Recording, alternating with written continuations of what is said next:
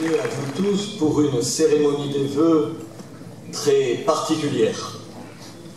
D'abord sur la forme, contrairement à ce qui se faisait précédemment, nous organisons cette année, vous l'avez vu, plusieurs cérémonies des vœux. Celle-ci est réservée aux citoyens, à vous les Biterrois. Il nous a semblé que plusieurs cérémonies faciliteraient le contact entre nous à l'issue de cette prise de parole, enfin, du moins je l'espère et je le verrai tout à l'heure. Mais surtout, une cérémonie particulière sur un autre plan, aussi grave qu'historique. Voici 9 jours seulement, la France entière apprenait stupéfaite, d'abord, écœurée, ensuite, l'incroyable, l'ignoble attaque contre Charlie Hebdo. Tout a été dit à ce sujet. J'ai eu pour ma part l'occasion de le faire lors de la grande manifestation du 8 janvier qui a rassemblé plus de 3000 Biterrois. J'ai répondu à la presse, j'ai participé à la marche républicaine de Paris de dimanche dernier avec une vingtaine d'élus. Je crois avoir fait ce qu'un maire et un citoyen pouvaient faire. Mais si tout a été dit, il n'est pas inutile de répéter, surtout dans une affaire aussi grave. Il faut appeler un chat un chat. Les victimes des terroristes n'ont pas été assassinées par des fous. Elles ont été sélectionnées en tant que cibles, des cibles à détruire, par des individus qui veulent changer la France, qui veulent changer notre pays. Ce ne sont pas des islamophobes, des racistes, des fascistes qui ont tué les journalistes de Charlie, les policiers ou les clients juifs du supermarché Kasher de Vincennes. Ce sont des islamistes. C'est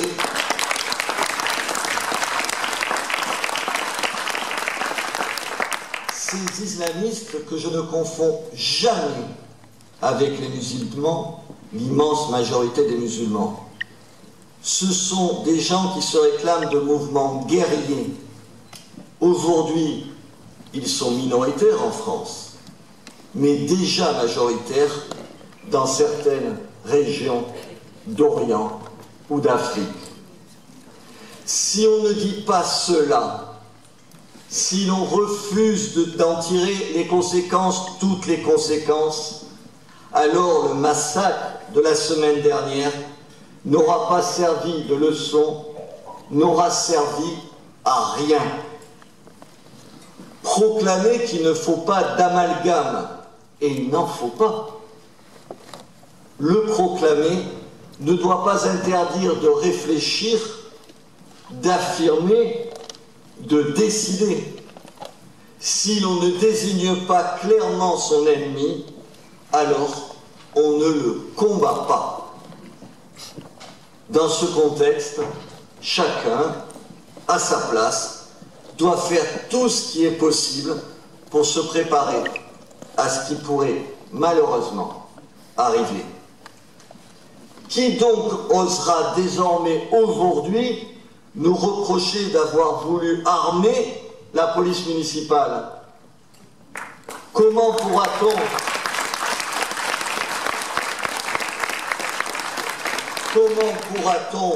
nous refuser d'augmenter encore ces effectifs? À Béziers, qui en 2001 a payé le tribut du sang avec la mort de Jean Faré, tué dans notre ville par un islamiste. À Béziers, plus qu'ailleurs, nous avons le devoir d'en finir avec l'angélisme. Oui, nous avons laissé rentrer chez nous des gens qui nous haïssent. Oui, tout n'est pas réglé avec la mort des tueurs de Vincennes et de Charlie Hebdo. Oui, Désormais, ce n'est plus seulement en Syrie ou au Liban que ça se passe, mais aussi en France. Je ne confonds pas les petits voyous avec les braqueurs de banque. Je ne confonds pas les braqueurs de banque avec les islamistes qui ont déclaré la guerre à la France. Mais dans tous les cas de figure, offrir à l'État, en cette période, le renfort d'une police municipale nombreuse, formée, équipée, armée, voilà le devoir d'une ville comme la nôtre, et nous l'avons fait.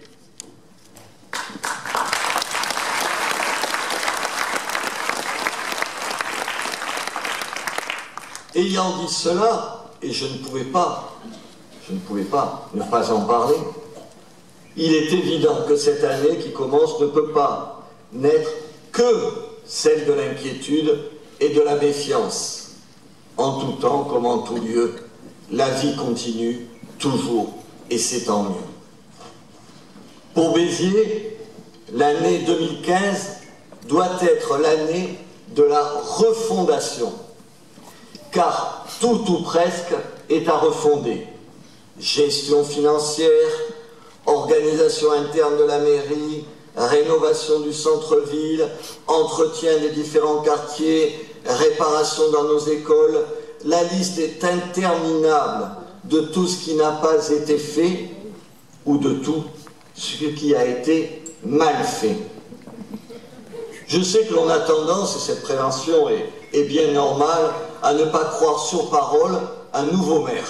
On le soupçonne toujours de noircir le tableau de la situation laissée par son prédécesseur. En l'occurrence, la démonstration politique sera bientôt faite à Béziers qu'il n'en est rien. En effet, comme la loi l'exige, nous rendrons public lors du prochain conseil municipal, jeudi prochain, le rapport de la Chambre régionale des comptes. En attendant ce conseil municipal, ce rapport est secret. Il m'est interdit de vous en donner ici les détails. Je puis cependant vous dire qu'il est éloquent. La situation financière de cette ville, de notre ville, n'est pas mauvaise, elle est exécrable. En soi, la chose est grave. Mais s'y ajoute cette année, et s'y ajoutera les années suivantes, le désengagement de l'État. Le désengagement de l'État pour cette année, c'est 2 millions d'euros de moins. 2 millions d'euros d'impôts payés par les contribuables que l'État va désormais garder pour lui. Trop de dettes, trop de gaspillage, moins de recettes. Il est donc temps, là aussi, grand temps, de changer de cap. Je ne vais pas vous faire ici la liste de tout ce qui a déjà été fait et de ce que nous ferons. Notre cap interne est clair. Mieux organiser la mairie afin de la rendre plus efficace. Baisser les frais de fonctionnement puisque nous avons moins de recettes. Pour ce qui relève de l'action concrète, de l'investissement notamment, une bonne nouvelle dans ce tableau un peu triste nous est parvenue juste au moment des fêtes. Le centre-ville, comme la Devèze, vient d'être classé quartier prioritaire d'intérêt national. Il y en a 200 en France. Qu'est-ce que ça veut dire? Ça veut dire que l'État va leur donner à tous ces quartiers, dont les deux nôtres, c'est en tout cas ce qu'il a annoncé, 5 milliards d'euros. Sous quelle forme, pour quel projet, y aura-t-il des avantages fiscaux pour les entrepreneurs? Cette aide suffira-t-elle à compenser la baisse des dotations? Et si oui, à quelle hauteur? Pour l'instant, nous ne le savons pas, mais ça reste une bonne nouvelle. Du coup, cette décision de l'État nous conforte dans nos orientations. Oui, la renaissance de notre ville passe par son centre. Cela ne veut pas dire que les autres quartiers sont des sous-quartiers, des quartiers oubliés, mais que tout simplement, cela veut dire qu'une ville n'est pas une juxtaposition d'immeubles et de lotissements. Une ville a une histoire, une ville a une âme, une ville a une identité, et celles-ci sont inscrites principalement dans son centre. C'est la raison pour laquelle nous travaillons cette année à la réussite notamment de 2 grands projets. Celui de l'Acropole, autour de la cathédrale, et celui de la place de la Citadelle.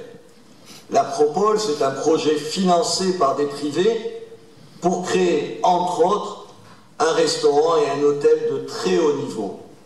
La place de la Citadelle et la partie des allées qui la jouxtent pour repenser entièrement notre image. Notre objectif n'est pas de changer du goudron et de mettre des bancs neufs, il s'agit clairement d'une nouvelle perspective pour un nouveau Béziers. Ce nouveau Béziers, nous ne sommes plus les seuls à y croire. Et je vais vous faire un peu sourire après avoir été un peu dur.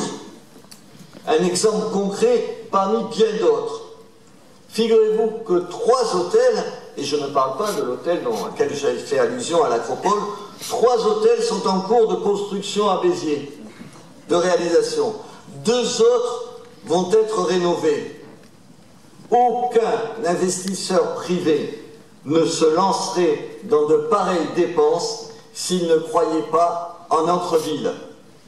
S'il ne croyait pas en notre ville, autant vous dire qu'on a besoin, nous, d'y croire pour en attirer encore davantage. Oui, c'est vrai, il faudra du temps. Oui, c'est vrai, ce sera difficile.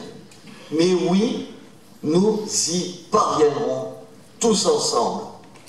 Et nous y parviendrons parce que, au-delà des idéologies, au-delà de la politique, l'immense majorité des Biterrois sait qu'il n'y a pas d'autre cap que celui que nous avons pris.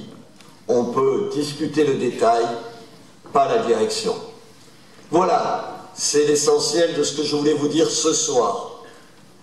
Aussi, permettez-moi donc de finir en vous souhaitant à vous tous et à vos familles une très heureuse, une excellente année 2015.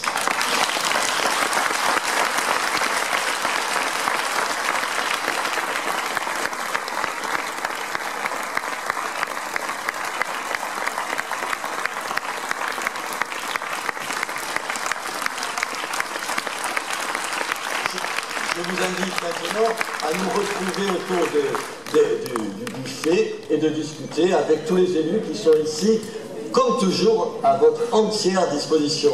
Merci.